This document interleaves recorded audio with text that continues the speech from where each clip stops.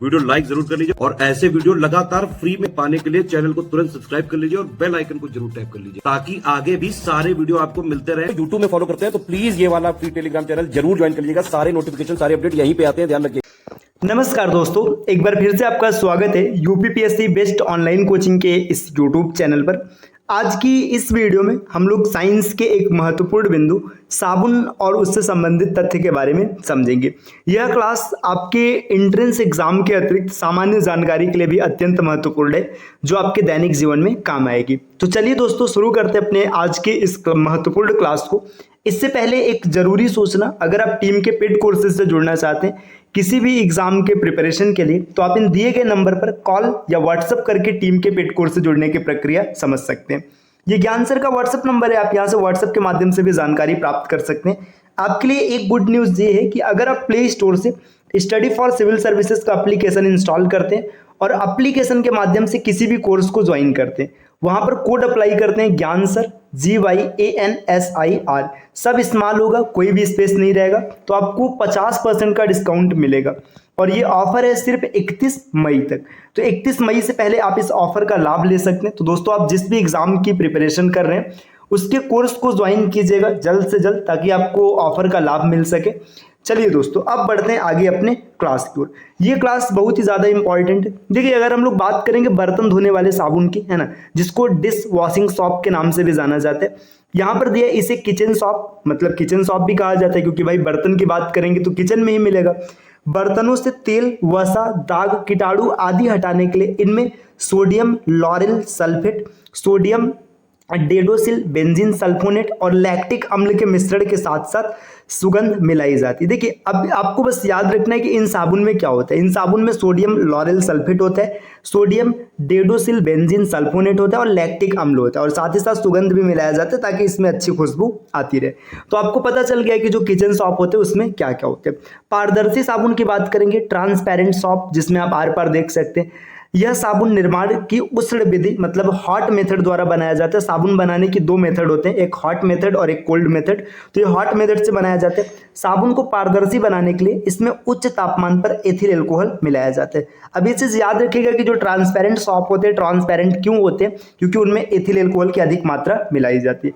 आगे दिया द्रव अथवा तरल साबुन, लिक्विड सॉप की बात करेंगे तो द्रव साबुन के निर्माण में सामान्यतः पोटेशियम हाइड्रोक्साइड का प्रयोग किया जाता है। ठोस साबुन की तुलना में इनके निर्माण की प्रक्रिया अधिक जटिल होती है। मतलब जितने भी लिक्विड सॉप हैं, इनको बनाने की टेक्निक थोड़ी सी ज़्यादा कठिन होती है ठोस साबुन के मुकाबले।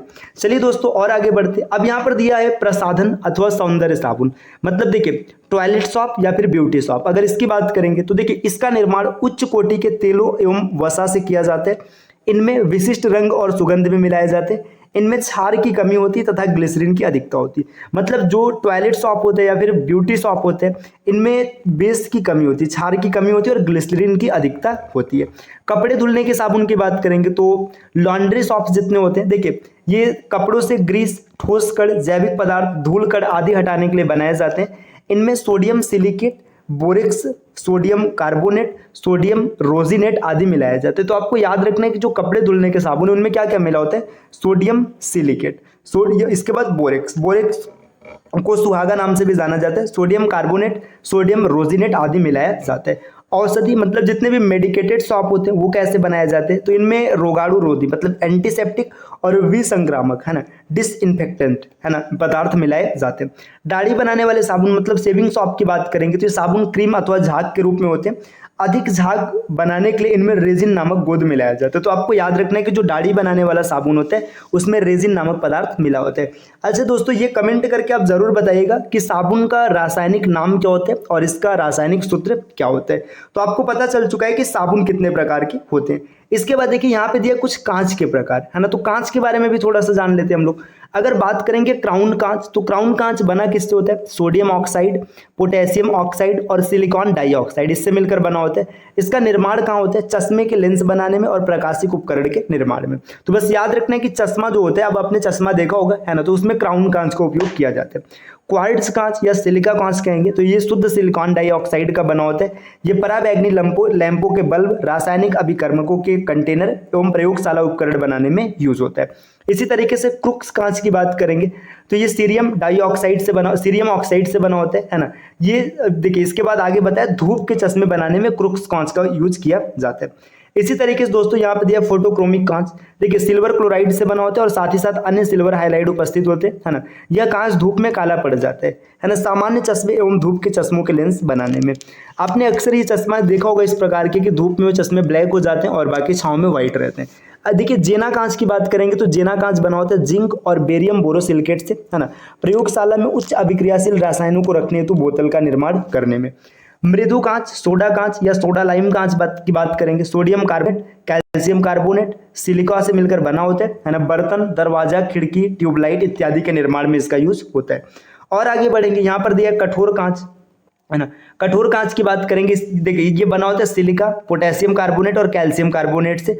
प्रयोगशाला के बीकर, फ्लास्क, परख नली इन सबको बनाने में इसका यूज किया जाता है। इसी तरीके से देखिए पायरेक्स कांच, है ना। पायरेक्स कांच silica, boron trioxide, sodium, aluminium इन सबसे बना होता है। ये कार के हेड लैंप्स के निर्माण में इसका यूज किया जाता है। देखिए दोस्तों यहाँ पर दिया फ्लिंट कांच। फ्लिंट कांच कई बार परीक्षाओं में पूछा गया, इसको याद रखिएगा, है ना। ये सोडियम, पोटेशियम, लेड सिलिकेट से बना होता है। इसमें विद्युत बल्ब, दूरदर्शी लेंस, प्रिज्म, कलात्मक वस्तुओं के निर्माण में इसका यूज होता है। तो ये आज की क्लास रही जिसमें हम लोग साबुन और कांच के बारे में पढ़े हुए हैं।